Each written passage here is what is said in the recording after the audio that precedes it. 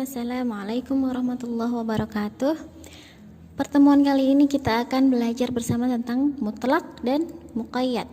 Jadi pengertian mutlak yaitu lafaz atau ucapan khos yang menunjukkan kepada makna keseluruhan, tidak dibatasi dengan suatu sifat dari beberapa sifat. Jadi lebih ke seperti lafaznya khos, tapi maknanya keseluruhan dan tidak dibatasi. Contohnya kitabun, buku, rojulun, laki-laki, talib, mencari ilmu atau murid, dan lain-lain. Lafaz itu merupakan lafaz mutlak yang menunjukkan makna keseluruhan dalam jenisnya tanpa memperhatikan keumumannya. Karena yang dimaksud dengan hakikat sesuatu itu tanpa dibatasi dengan sesuatu lainnya. Jika kalau misalnya buku, ya buku aja, kecuali buku bahasa Arab, buku usul fiqh. Nah, lebih seperti kita mungkin sebagian menganggapnya seperti am ya, yang kita bahas terdahulu, tapi nanti ada pembahasan khususnya.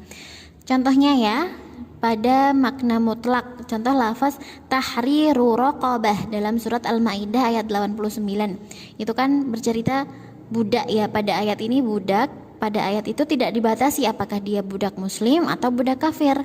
Tapi ucapan ini, lafaz ini mencakup kepada budak secara umum. Jadi budak siapapun, mau muslim atau kafir, yang dimaksud dalam ayat ini. Sekarang kita ke muqayyad. Arti muqayyad ini lafaz khos juga, lafaz khos yang menunjukkan kepada makna keseluruhan yang dibatasi dengan suatu sifat dari beberapa sifat. Kalau yang tadi tidak dibatasi, kalau ini dibatasi. Contohnya rajulun mu'minun, orang mukmin laki-laki. Kitabun jadidun, buku baru. Raqabah mu'minah, budak mukmin, dan lain-lain. Ini contoh yang ada muqayyadnya ya. Contohnya siyamu syahraini mutatabi'aini. Ini surat Mujadalah ayat 4. Nah, kata siyam yang artinya puasa ini merupakan lafaz muqayyad karena dibatasi dengan 2 bulan berturut-turut dan sebelum bercampur dengan istri. Paham ya? Jadi siyam ini kan kalau siyam aja dia masuknya mutlak, tapi dalam ayat ini siyamu syahraini mutatabi'aini ada batasannya. Nah, itu adalah muqayyad. Hukum yang terkandung di dalam mutlak dan muqayyad adalah hukum kemutlakannya selama masih tidak terdapat dalil atau qarinah yang menunjukkan kemuqayyadannya. Nah, kalau misalnya dalil yang menunjukkan kemuqayyadannya, maka dalil ini memindahkan hukum mutlak ke hukum muqayyad gitu. Jadi terganti. Contoh dari lafaz mutlak yang berlaku hukum kemutlakannya ada dalam surat Al-Mujadalah ayat 3, yaitu a'udzubillahi minasyaitonirrajim walladzina yuzahiruna min nisaihim thumma ya'uduna lima qalu, dan seterusnya. Dan mereka yang menzihor istrinya kemudian menarik kembali apa yang telah mereka ucapkan, maka mereka diwajibkan memerdekakan seorang budak sebelum kedua suami istri itu bercampur. Demikianlah yang diajarkan kepadamu dan Allah Maha teliti terhadap apa yang kamu kerjakan. Nih, menzihor itu contohnya begini. Bahasa Indonesianya secara arti tidak ada ya, jadi butuh penjelasan. Menzihor itu contohnya misalnya Tono dan Tini. Tono dan Tini ini berteman. Tiba-tiba pada suatu hari Tono berucap, kamu seperti adikku, atau kamu aku anggap adikku. Nah, berarti karena ucapan ini Tono haram untuk menikahi Tini, karena menurut Tono Tini adalah adiknya gitu. Meskipun itu hanya sekadar ucapan, tapi hukumnya berlaku. Nah, yaitu wajib memerdekakan seorang budak sebelum mereka ini menikah gitu. Atau untuk saat ini karena tidak ada budak, dalam ayat lainnya yaitu dengan memberi makan 60 orang miskin. Nih, kita lanjut ke ayatnya ya. raqabah. Yang ditunjuk lafadz mutlaknya pada ayat ini yaitu kata raqabah, fatahriru raqabah min qabli ayatamasa. Raqabah dalam ayat ini berlaku hukum mutlak, terbebas dari setiap batasan. Nah, orang yang sudah menzihor istrinya dan ingin kembali kepada istrinya wajib memerdekakan budak, baik Islam ataupun selain Islam. Itu tadi yang kita bahas di awal. Karena dia tidak dibatasi fatahriru raqabah kecuali ayat ini berbunyi fatahriru raqabah mu'minah.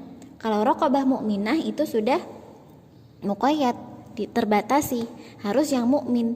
Karena ini tidak ada batasannya, maka bebas, budak mana saja boleh.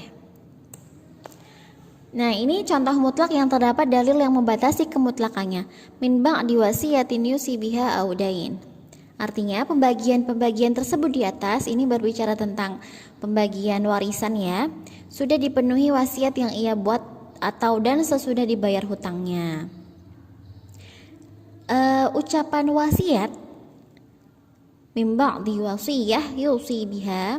Nah, lafaz wasiyah merupakan bentuk kata mutlak, yaitu bolehnya berwasiat dengan ukuran berapapun.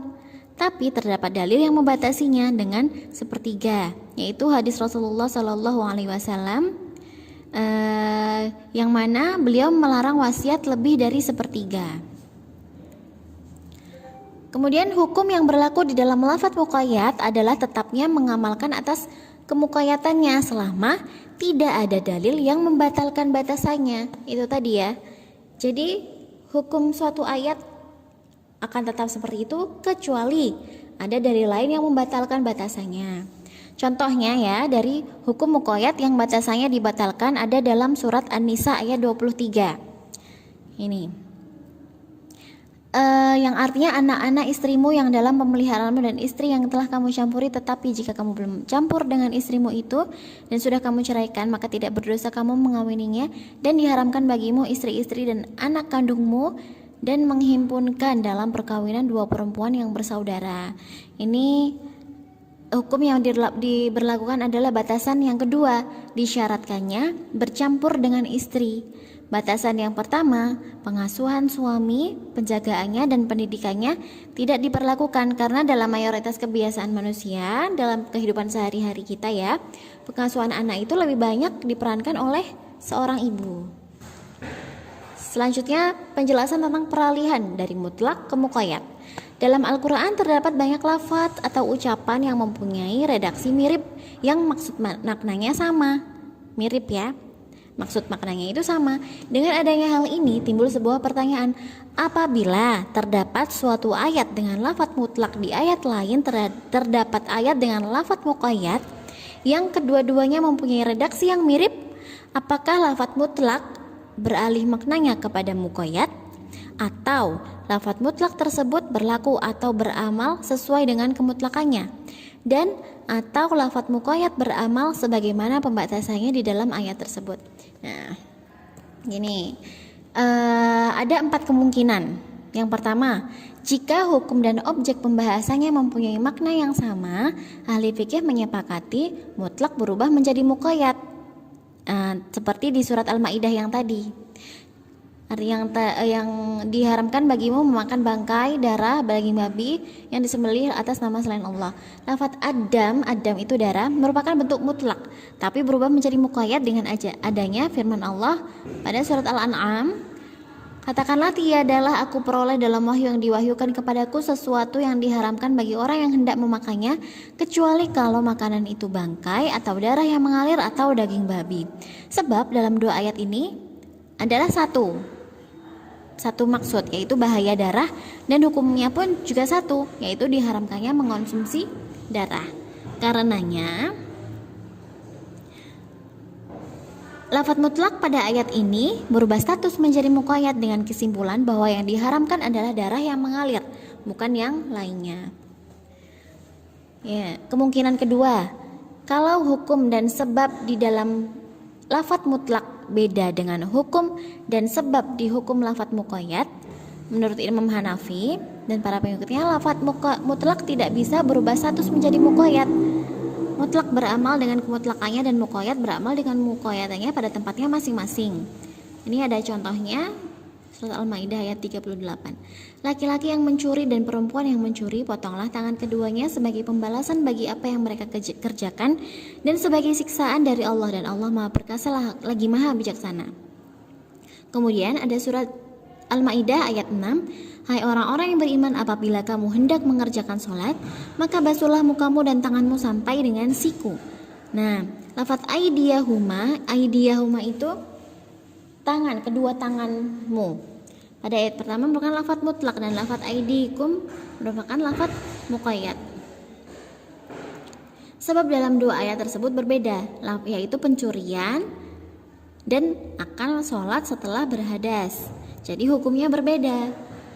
Lafadznya sama, yadun aidi atau yadani aidiyahuma, itu artinya tangan, sama-sama tangan, tapi hukumnya berbeda karena yang pertama itu tangan mencuri, yang kedua tangan akan wudhu. Oleh karena itu mutlak pada keadaan ini statusnya tidak berubah menjadi muqayyad karena tidak ada korelasi di dalam kedua ayat. Kemudian yang ketiga, kemungkinan ketiga, jika hukum berbeda tetapi sebabnya sama, maka mutlak tetap berstatus menjadi mutlak dan dua-duanya diperlakukan pada tempatnya masing-masing. Ini contoh dari surat Al-Maidah ayat 6. Hai orang-orang yang beriman, apabila kamu hendak mengerjakan sholat, maka basuhlah mukamu dan tanganmu sampai dengan siku. Dan surat di ayat ini juga, lalu kamu tidak memperoleh air, maka bertayamumlah dengan tanah yang baik, sapulah mukamu dan tanganmu dengan tanah itu. Nah, sebab dari dua ayat ini satu, yaitu berhadas ketika akan melaksanakan sholat. Nah, hukum dari dua ayat ini berbeda. Satu ayat dengan sebab yang sama, tapi hukumnya berbeda. Yaitu yang satu membasuh tangan dalam wudhu, mengusap tangan dan dalam tayamum. Yang satu wudhu, yang satu tayamum. Mutlak dalam keadaan ini tidak bisa berubah status menjadi muqayyad, tetapi dua-duanya diamalkan pada kondisi masing-masing, kondisi tertentu.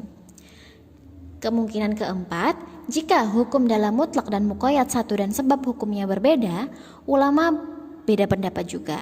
Jadi menurut ulama Hanafiyah dan Ja'fariyah, mutlak tidak berubah status menjadi muqayyad dan mutlak beramal dengan kemutlakannya, ya sesuai dengan kondisi masing-masing, kondisi tertentu.